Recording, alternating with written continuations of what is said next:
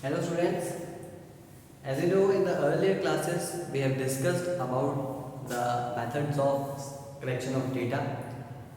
We came to a conclusion that there are broadly two methods, that is first is census method in which each and every item was counted and selected for data collection. The other one was the sample method. So today we will discuss that sample method. What is sample method?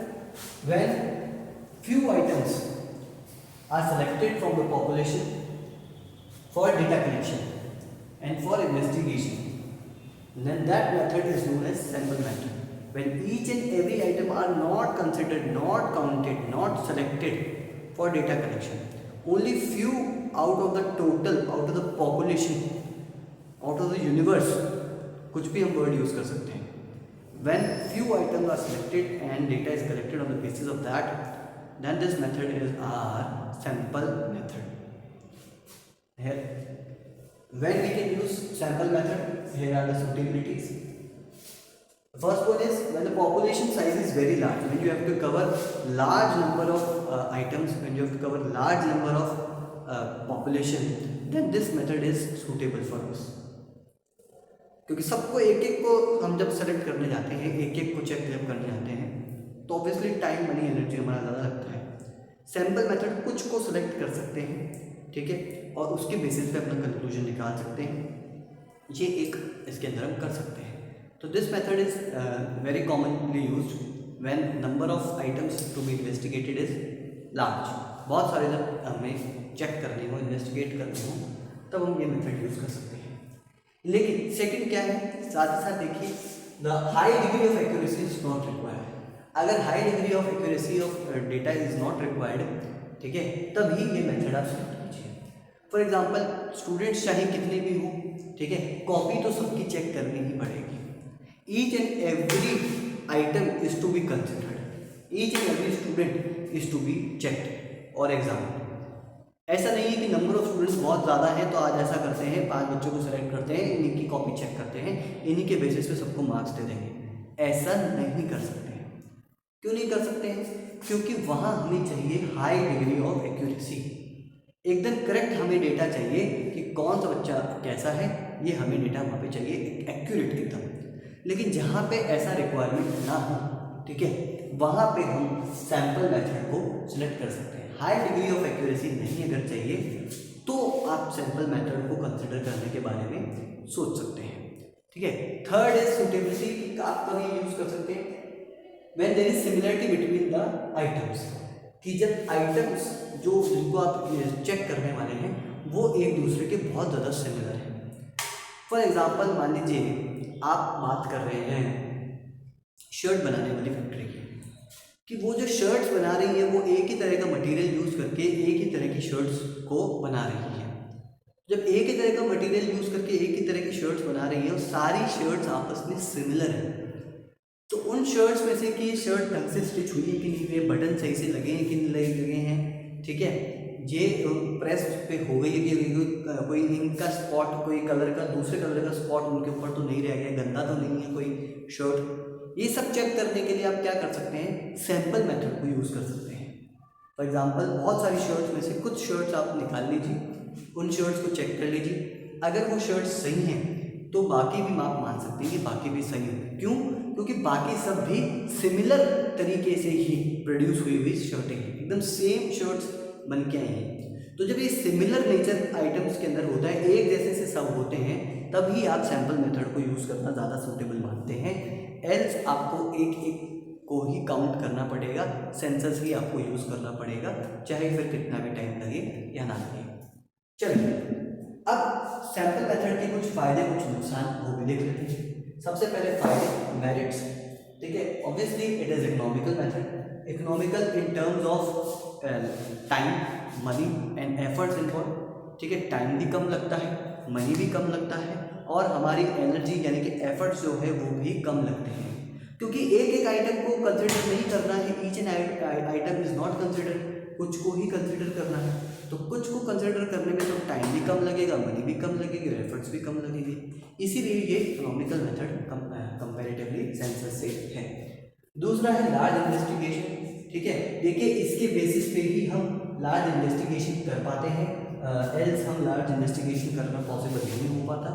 For example मान लीजिए हमें अगर किसी भी factory के अंदर 10,000 shirts अगर बनती हैं, ठीक है, 10,000 इलेक्ट्रिक बल्ब अगर किसी फैक्ट्री के अंदर बनते हैं और वो आपको चेक करने हैं, तो अगर आप ईच एंड एवरी बल्ब अगर चेक करने जाएंगे तो सोचिए कितना टाइम लगेगा।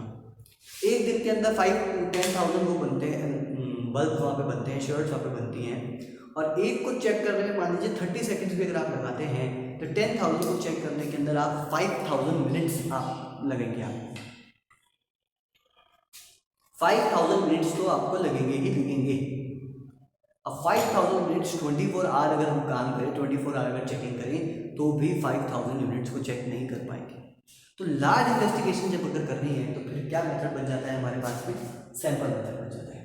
थर्ड, कन्वीनियंट, ये बहुत है, ठीक है, कन्वीनियंट है हमारे लिए, क्योंकि convenience in terms of on the basis of administration convenience यहाँ पर है। फॉर एग्जांपल कि क्योंकि नंबर ऑफ आइटम्स स्मॉल है, कम है, तो इनको मैनेज करना, हैंडल करना वो कंपैरेटिवली इजी बन जाता है, कन्वीनियंट बन जाता है इन्वेस्टिगेटर के लिए। इन्वेस्टिगेशन वाले को क्योंकि सारे आइटम्स को मैनेज नहीं करना है, कुछ आइटम्स को ही मैनेज करना है, कंट्रोल करना है, इसीलिए ये क्या है? कन्वीनियंट है। तो वो आप बात याद रखिएगा। चलिए नेक्स्ट है आपका इसके कुछ डीमेरिट्स, ऑब्वियसली कुछ नुकसान भी हैं। क्या नुकसान है? रॉन्ग कंक्लूजन इसके अंदर हम निकाल सकते हैं। पहला नुकसान आ रहा है रॉन्ग कंक्लूजन।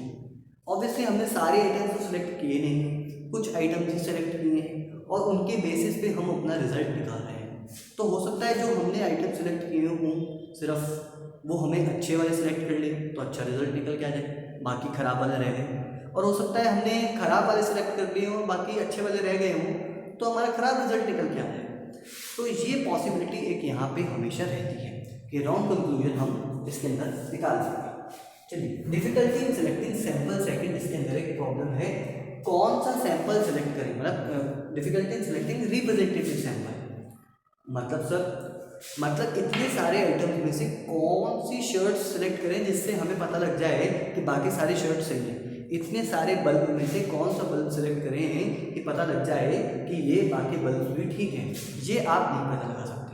ये जज करना बहुत डिफिकल्ट है कि ये उठाएं कि वो उठाएं, सारे सेम से ही लग रहे हैं, तो कैसे वो जज करें। तो इस वजह से सैंपल का सेलेक्ट करना एक डिफिकल्टी यहाँ पर है, क्योंकि हम चाहते हैं ऐसा सेलेक्ट करना जिससे सबका रिप्रेजेंटेशन हमें मिल जाए, हम वो चाहते हैं। लेकिन कैसे पता लगाएं कि इस आइटम में वो सारी फीचर, सारी क्वालिटी है या नहीं है, तो वो मुश्किल है। सेकंड, पार्शियल नॉलेज इसमें हमें मिलती है। ऑब्वियसली हम सारे आइटम जब कंसिडर नहीं कर रहे हैं, कम आइटम जब हम कंसिडर कर रहे हैं, तो इनकम्प्लीट स्टडी हमारी हो रही है, तो इनकम्प्लीट ही इन्वेस्टिगेशन हम कर रहे हैं और इनकम्प्लीट ही हमारे रिजल्ट, पार्शियल ही हमारा रिजल्ट आएगा। एक एक आइटम जब सिलेक्ट करते हैं तो आपको पता चलता है एक एक आइटम में क्या बात है, क्या बात नहीं है, क्या फीचर्स हैं, क्या फीचर्स नहीं है, तो वो हम कर नहीं पा रहे हैं। तो इसलिए पार्शियल नॉलेज हमें यहाँ पे ये रिसीव होती है इन सैंपल मेथड। उससे हमें सेटिस्फाई होना पड़ता है क्योंकि वो हमारे लिए काम का है, ठीक है, हमारे लिए वो वर्क कर रहा है। जैसे कि मैंने आपको बताया कि एक एक चीज़ को आप जब 5,000 मिनट्स जब आपको लगेंगे, अगर मान लीजिए उस एग्जांपल में, तो हम 5,000 मिनट्स नहीं ला सकते, तो इसलिए हम सैंपल से सेटिस्फाई होना पड़ता है। चलिए नेक्स्ट है स्पेशलाइज्ड नॉलेज। स्पेशलाइज्ड नॉलेज का मतलब क्या है? स्पेशलाइज्ड नॉलेज का मतलब ये है कि सैंपल से सारे फीचर्स टेस्ट कर लेना वो एक एक्सपर्ट का ही काम है।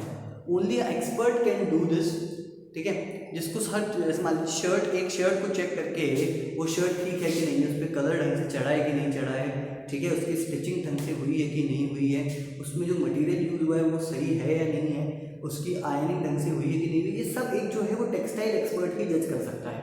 हो सकता है आप और मैं उसको छू के टच करके बता ना पाएँ कि इसका कलर ठीक है या नहीं है, ठीक है, उस कलर में डिफरेंट शेड्स आ रहे हैं कि नहीं आ रहे, बहुत हल्के से, ठीक है, ये हम जज नहीं कर पाए क्योंकि ये हमारा काम नहीं है। तो अगर सैंपल से अगर आपको एक कंक्लूजन निकालना है, स्टडी करनी है, इन्वेस्टिगेशन करना है, तो यू नीड एन एक्सपर्ट। तो this becomes a demerit for this method, क्योंकि एक्सपर्ट को आपको ढूंढना पड़ेगा जिसके पास में सब नॉलेज है, स्पेशलाइज नॉलेज है, वही आपका काम आपको ढंग से करके दे पाएगा। ठीक है, चलिए तो ये हमारा एक सैम्पल मेथड था जिसकी सूटेबिलिटी, मेरिट्स, डीमेरिट्स हमने की. So that's all for today. We'll continue our discussion in next class. Thank you.